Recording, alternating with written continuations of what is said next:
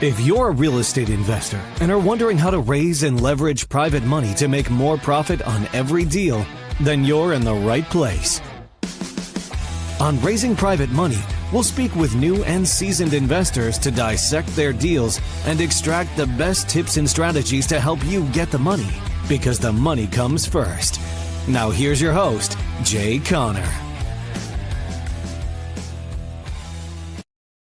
They don't want what we know out there. How a person can go from really almost nothing to becoming a millionaire by owning rental properties. He would always buy these flip houses, and I just remember thinking, this guy is crazy. Why would he buy that house? In the past decade, there's been a huge surge in the peer-to-peer short-term rental market. Become an insider. So you have to know the rules before you get the game. Every second counts. So make every second count.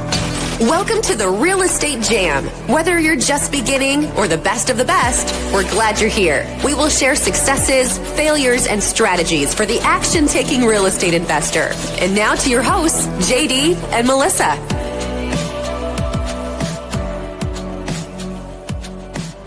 Hi, guys. Welcome to the Real Estate Jam podcast. I'm JD with my wonderful co-host, Melissa. I'm not talented anymore. Well, you are talented, but you're also talented. I got to change it up every once in a while. Okay, got it. I got the AC cranking in here, so I know. I had to go get a blanket before we started the podcast. AC freezes me out. Yeah. Well, so one of the things that we get asked all the time, and when we first started, we were asking all the time, because I think this topic is super hard to understand and grasp, especially if you come from an environment where you're not given all your money from your mom and dad, and when you don't have a lot of these resources, or you haven't been exposed to the resourcefulness. And that topic's private money. We get tons of questions. We talk about it all the time. So we thought it would be a great idea to bring in Jay Conner. He's known as the Private Money Authority. He has a podcast that you guys can find, Raising Private Money. Hey, Jay, thank you so much for coming on. I can't wait to hear all the ins and outs of private money. JD and Melissa, thank you so much for inviting me to come along and talk about the subject I'm the most passionate about, that being private money, because private money has had more of an impact on mine and Carol Joy's real estate investing business than any other strategy that we have implemented in our business ever since 2003. Yeah. Well, one, thank you again for coming on, but can you kind of give us just like the highlights of your career? So you started in 2003, you went through the crash, and show what's led you to this point. And then I really want to deep dive private money, getting private money, not being afraid of private money, all of those things that pop up all the time. Sure. Well, my wife, Carol Joy, and I, we're here in eastern North Carolina in a little teeny tiny town called Morehead City, North Carolina, population 8,000 people. We started investing in single family houses in 2003, and our total target market is only 40,000 people. We do about 3 deals a month now. Average profits now are $82,000 per transaction. And I don't share those numbers to brag. I share those numbers to make a point. And that is, you don't have to be in a big market to make significant income, as long as you know how to find those off-market deals before other real estate investors know about them, and as long as you got the funding available. Well, the first 6 years that we were in business, from 2003 until January 2009, I relied on the local bank to fund my deals. That's all I knew to do. I didn't know anything about buying creatively subject to the existing note. I didn't know anything about private money. I didn't know anything about self-directed IRAs. I just thought you had to go to the bank and get on your hands and knees and put your hands underneath your chin and say, please fund my deal, and raise your skirt up so the banker could look at your personal assets and your financial statement and show everything you got. And they made the rules. They made all the rules. They set the interest rate. They set everything, the length of the note. That's all I knew to do. Well, didn't things change dramatically for me in January 2009? I was sitting right here at this desk, And I picked up my phone. You all may find it hard to believe, Melissa, but we still have handsets and cords actually here in Eastern North Carolina. But I picked up my phone and I called my banker. His name was Steve, and I'd been doing business with Steve for these first 6 years. I had 2 houses under contract to buy, and I called up Steve. I told him about the deals, and I learned like that on the phone that my line of credit had been shut down with no notice whatsoever. I said, Steve, what do you mean my line of credit is shut down? We've got a great relationship. I've been making payments to you for 6 years. Steve said, Jay, don't you know there's a global financial crisis going on? I said, no, but now you just gave me a global financial crisis because I can't fund these 2 deals that represented over $100,000 in profit. So I hung up the phone. I sat here for a moment, and I'm going to share a question that I asked myself. And I promise you this question will fix any problem your audience has: personal, financial, career, health, business, relationships. It don't matter. Here's the question I asked myself when I hung up the phone from my banker. I said, Jay, who do you know that can help you with your problem? And by the way, these people running around saying every problem's an opportunity.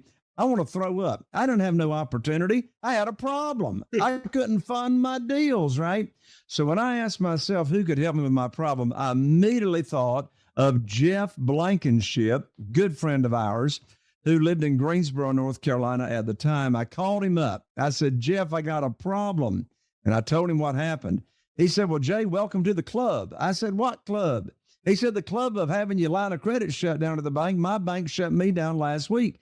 I said, well, how are you going to fund your deals, Jeff? He said, well, have you heard about private money? I said, no. He said, have you heard about self-directed IRAs and how people can take retirement funds and be a private lender? I said, no, I never heard of any of that stuff. So he told me about it. I shut down the phone. I put it on the receiver, and I immediately studied it. And here's what it is. I put my private lending program together that I was going to teach people that I had a connection with as to how they could earn high rates of return safely and securely and be a totally passive investor. You know, the traditional way of borrowing money at the bank or hard money lenders is you're making applications, you're applying for a loan. But in this world, we're not asking for money. You know, here's what's interesting, Melissa and JD. Since that time, I've never asked anybody for money. And they say, Jay, how in the world have you got $8.5 million in private money that you use from project to project? And right here is the secret sauce and the secret answer. I put on my private money teacher hat, and I teach people what private money is, how they can use investment capital or retirement funds to get high rates of return safely and securely. And so I went about doing that the first 90 days I was cut off. And here's the other secret to not having to ask for money, and then I'll turn it back to you all. So I was able to raise $2,150,000 in the first 90 days of being cut off from the banks in 2009. It was a blessing in disguise. We tripled our business because I had all this private money available. And, you know, all those foreclosures were coming along and the banks weren't lending money. So if you had the cash or private money, you could pick and choose. Well, here's the secret as to how you get your private lender to fund your deals. We see, desperation's got a smell to it, right? And, you know, if you're talking about a deal that you need funding and you're talking about your private lending program in the same conversation, you are sounding desperate, even if you don't mean to. So we separate the conversation between here's the private lending program, here's the interest rate we pay on deals, here's how you can get your money back in case of an emergency, here's how you're protected, without talking about any deals. And so we teach them how they can be a private lender. I got 47 private lenders today. Not one of them ever heard of private money or private lending until I put on my teacher hat. None of them knew what self-directed IRAs are. Over half of them are using their retirement funds. So here is the script. I'm going to give it away right now. Here's the script of exactly what to say when you call your private lender and you got a deal for them to fund. you're not going to pitch a deal. I've never pitched a deal in my life. So they've already told me how much money they got to invest. They love the program, the opportunity. If they've got retirement funds, they've already moved them over to the self-directed IRA company that I recommended. And until I put their money to work, they're not making any money. So they're sitting by the phone waiting for the phone call. So Melissa, let's say you're one of my new private lenders. Let's say you've told me you got $150,000 that you want to invest and you're waiting for my phone call. And so a week or two goes by after you find out about my program. And then I call up Melissa, my new private lender, with what I call the great news phone call. Here's the great news phone call, and here's the script. I dial up, Melissa answers the phone. I say, hey, Melissa, I've got great news for you. I can now put your money to work. I've got a house under contract in Newport with an after repaired value of $200,000. The funding required for that property is $150,000. Closing is going to be next Wednesday, so you'll need to have your funds wired to my real estate attorney's trust account, my closing agent, by next Monday. I'm going to have my attorney email you the wiring instructions. That is the end of the conversation. Notice I did not ask Melissa, does she want to fund the deal? Of course she wants to fund the deal because she's been waiting for the phone call that I promised I'd put her money to work. And particularly if she's moved that $150,000 over to the self-directed IRA company, she's not making any money. I'm ethically bound to put her money to work. That essentially is how I now have $8.5 million of private money without ever asking anybody for money. Yeah. Well, one, that is phenomenal process. It is very much the way that we close regular deals. We're not asking them to go into agreement with us. We're saying, hey, here's the solution. Either you want the solution or you don't. We're not forcing a solution on anybody. And that's a very similar to the process that you just described. Absolutely. You know, raising private money, just like you negotiating with sellers. We ain't begging, chasing, selling, persuading. In fact, when I'm having conversations, I've always got one foot out the door that I'm getting ready to back out and go. Because quite frankly, there's a lot more private money available than there are deals, to tell you the truth, at least in my experience and in this market. So yeah, I couldn't agree with you more. We're not, whenever I feel like I'm trying to sell somebody on something, instead of leading with a servant's heart and offering them, as you say, a solution. I mean, these people don't know what to do with their money. And by the way, these private lenders are individuals just like you and me. I mean, they're just like, regular people you go to church with, people in your cell phone, people on your Facebook, people on your email list, people you play golf with, right? Just your regular old people. Well, yeah, and that brings up a good question, I think, because one of the common complaints that we have, we run our monthly real estate meetup, and a lot of the new people come in, and one of the first things they say when they're introducing themselves is they're looking for money, and they don't know anybody.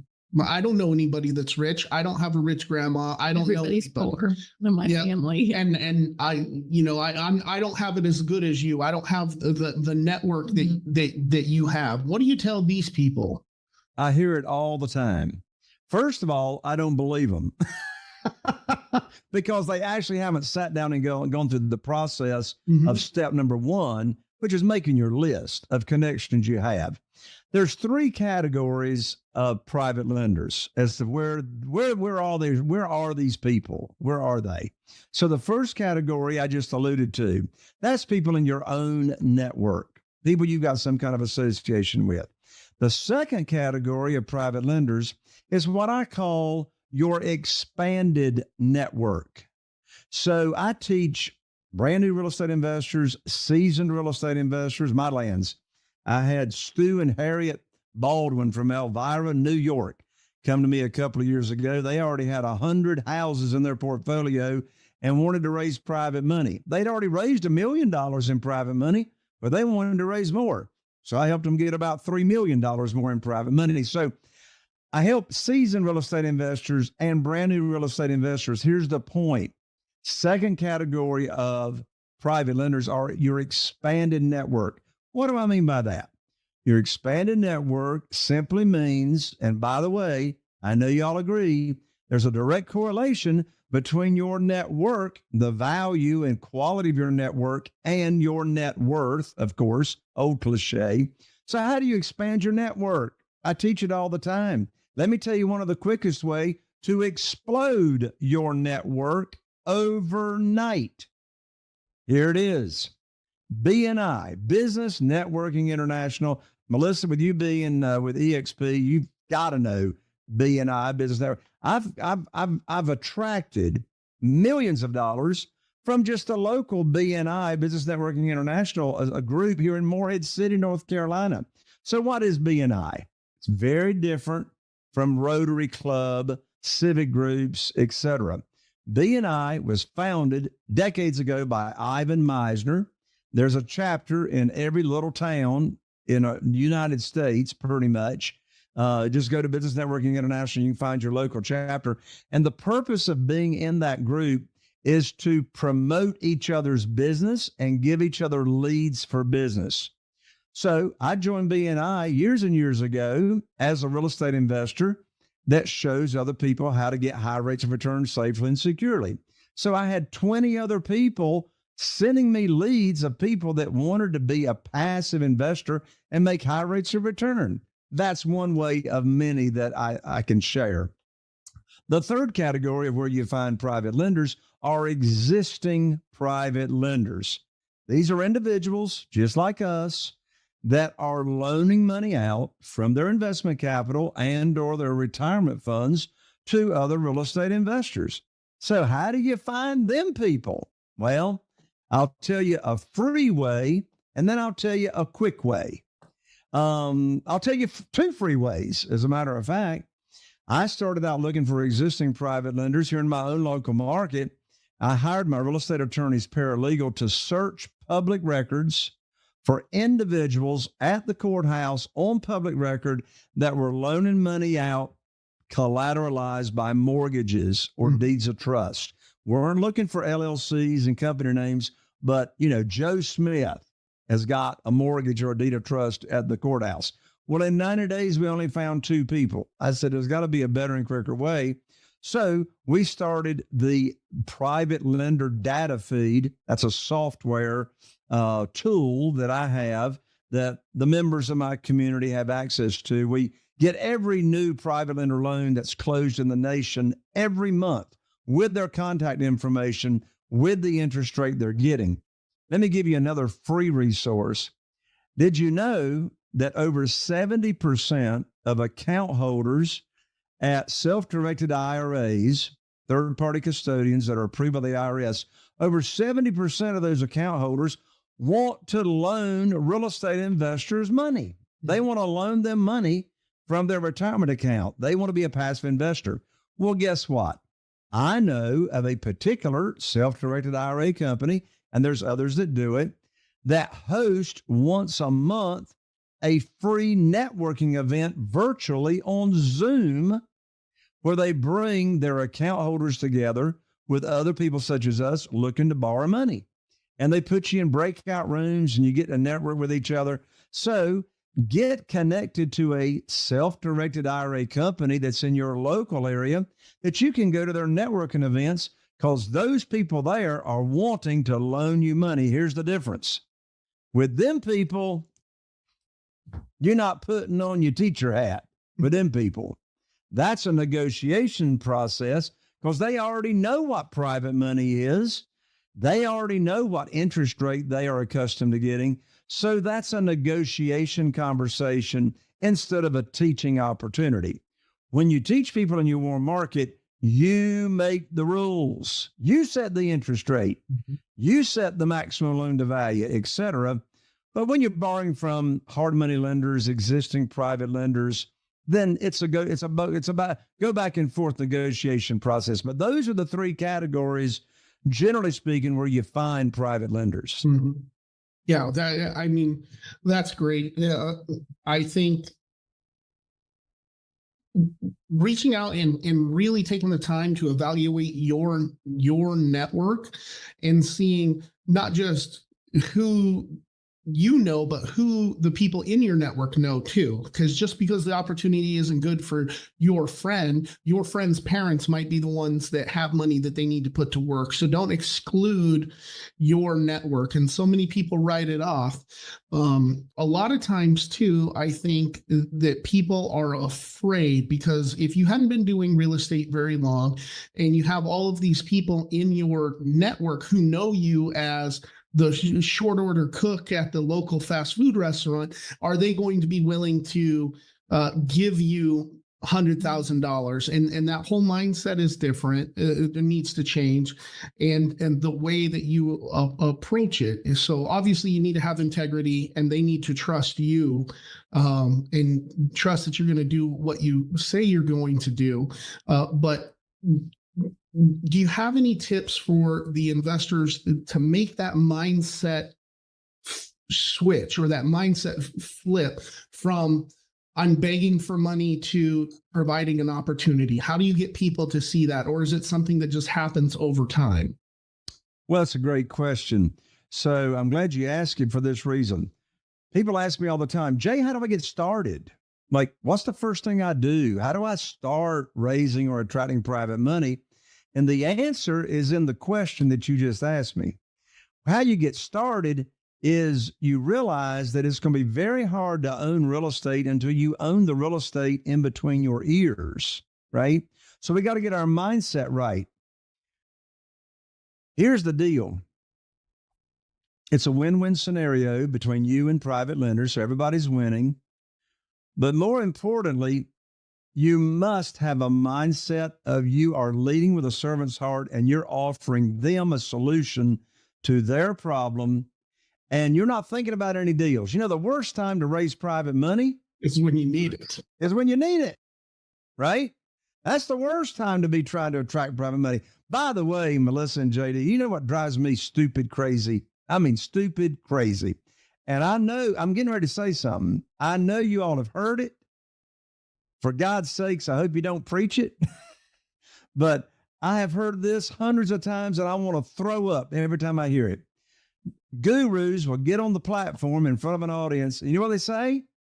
Oh, just get the deal under contract. The money will show up. You ever heard that? Oh, sure. Yeah. Lots of times. You reckon? Yeah, look. And I want to say, where is the money going to show up? Is he just going to like rain out of clouds or something, you know?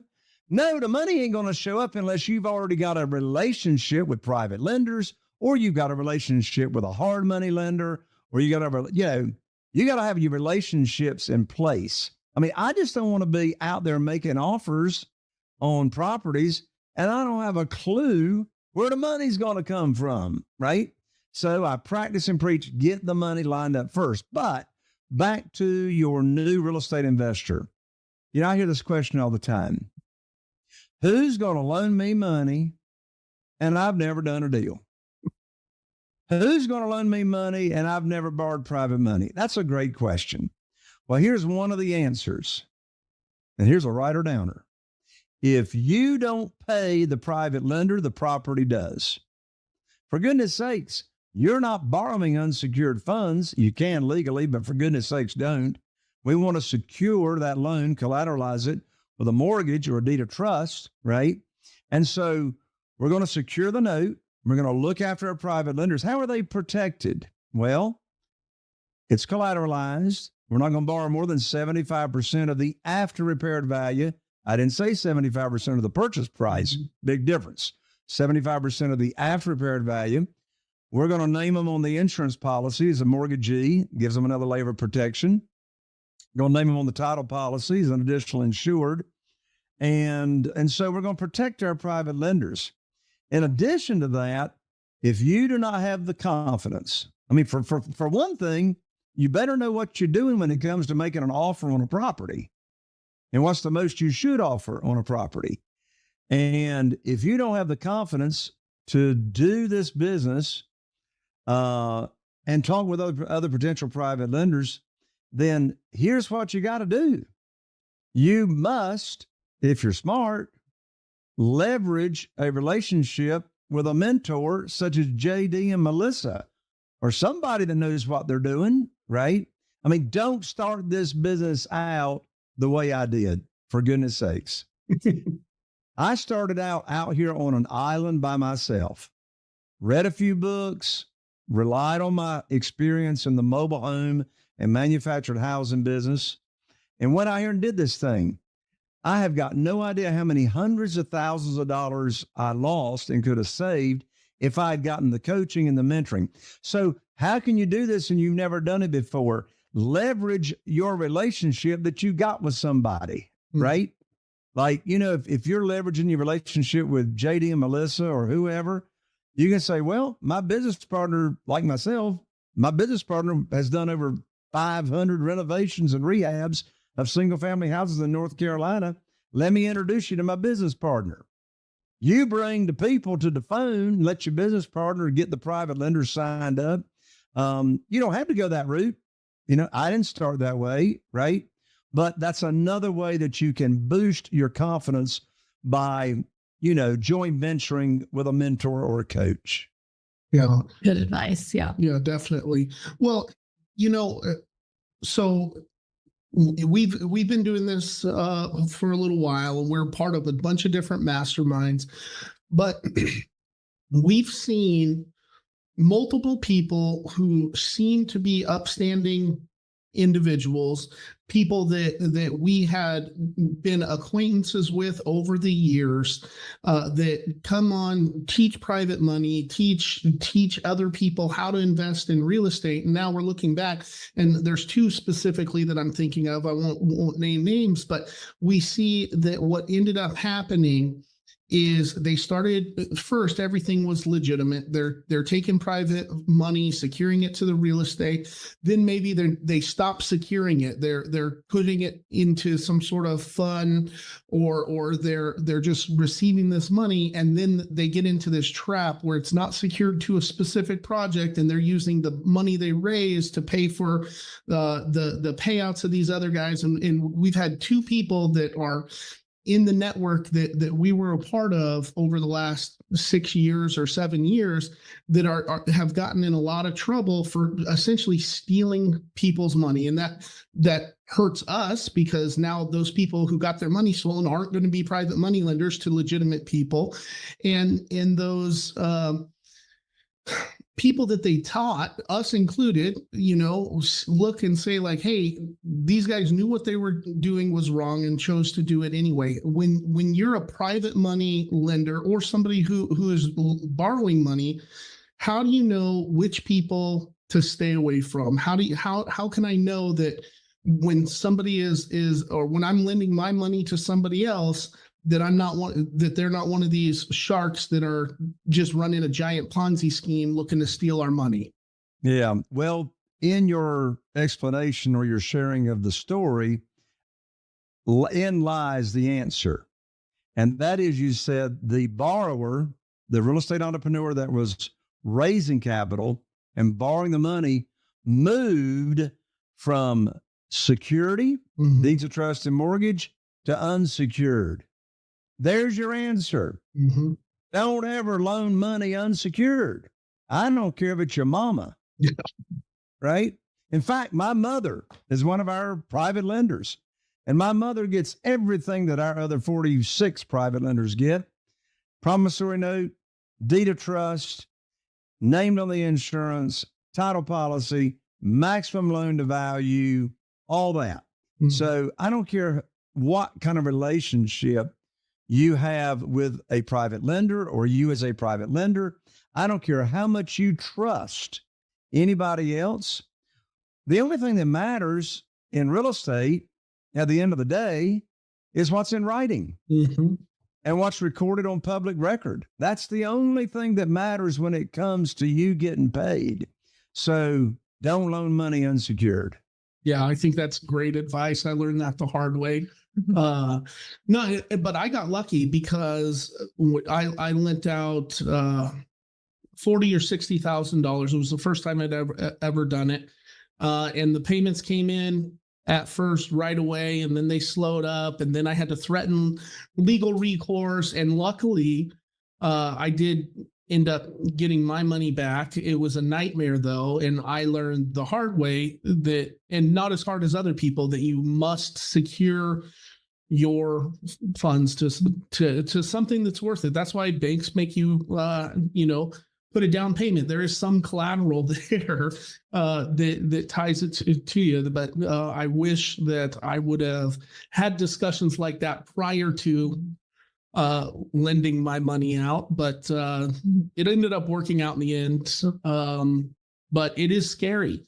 And being a lender to a situation that went bad, one of the things that I learned, especially when we're borrowing now, is that communication between you as the person borrowing money and your lender is key. Now, they don't need to know every single detail of what's going on, but if you know there's a problem and you've borrowed somebody's money, they put trust and faith into you, the best thing you can do is let them know early and communicate often. Don't just not make a payment and tell them, oh, sorry, I'll get you next time, and don't do that explanation, because that causes a lot of anxiety in the person that just lent you $100,000. But what we've also found is most people are reasonable, and they understand that some things come up, and if there is a problem and you're communicating, then it's something you can work through. The other thing is 100% of the time you need to pay back your investors. If you're taking a loan, it's just that, they can foreclose on it, then that's probably not the way to do business. And in this business, there's a lot of ways to mitigate the risk. There's risk in anything you do. I mean, you go out there and get in your car, you just took a risk. So how do you mitigate that risk? And so first of all, the way I mitigate the risk is, of course, I renovate a lot of houses. My team does. And we've renovated over 500 here in our local area of only 40,000 people all these years. And really the protection in mitigating the risk is in the offer and not in estimating repairs perfectly. I mean, for goodness sakes, I ain't never had a rehab budget come in on budget. Or under. Never. I mean, Murphy always shows up with the unexpected. Sometimes Murphy's cousins and aunts and uncles and brothers and sisters show up as well, even if you got a great home inspection. So getting repairs exactly right is really not the secret sauce. The offer and what you're buying that property for at a deeply discounted enough of amount is what's mitigating that risk, right? And, as a result of that, I mean, have I ever had a projected budget come in on budget? No. But at the same time, because of how we buy, all these private lender loans that we've done, hundreds and hundreds of them, every one of the private lenders got every penny that was coming to them that was in that promissory note. And the reason that happened was because how we made the offer. Yeah, that's great. Well, Jay, if our listeners got any value out of this conversation, if they want to find out more about you, more about your podcast, more about what you guys are doing over there, how to raise money, where can we send them? Absolutely. So I finally finished writing my book. I'm so excited about it.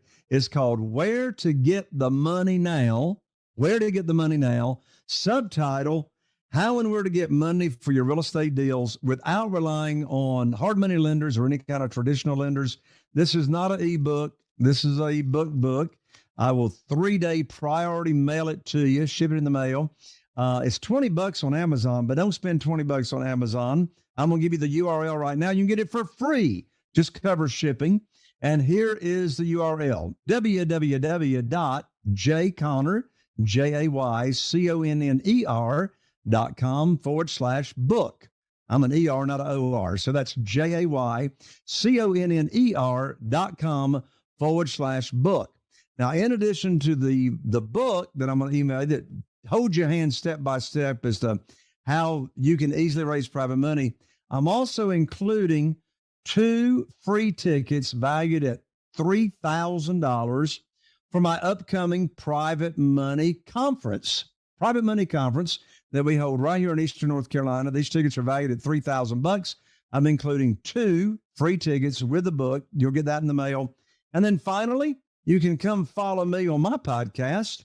We're on all the platforms, Spotify, iTunes, you name it, Buzzsprout, we're there. Follow me at Raising Private Money with Jay Conner. Just type in Raising Private Money and we'll pop up. Always have amazing guests. I interview them on how they've raised private money. And guess what? Melissa and JD are upcoming guests as well on Raising Private Money. And I'll be picking their brain as to how they've raised private money, because we can all learn from each other. Sure. Absolutely. Awesome. Well, Jay, we really appreciate you coming on the show. There's a ton of value there. You guys make sure you get over there and check out Raising Private Money, the podcast over there, and we'll see you on that side. Thanks, Jay. Thank you, Melissa. Thank you, JD. God bless you. Thank you. Thank you for listening to the Real Estate Jam. We hope you enjoyed today's episode. For more information, check out our website, therealestatejam.com, or find us on Instagram, Facebook, and Twitter at The Real Estate Jam. If you have any questions, feel free to drop us an email at therealestatejam@gmail.com. See you next episode.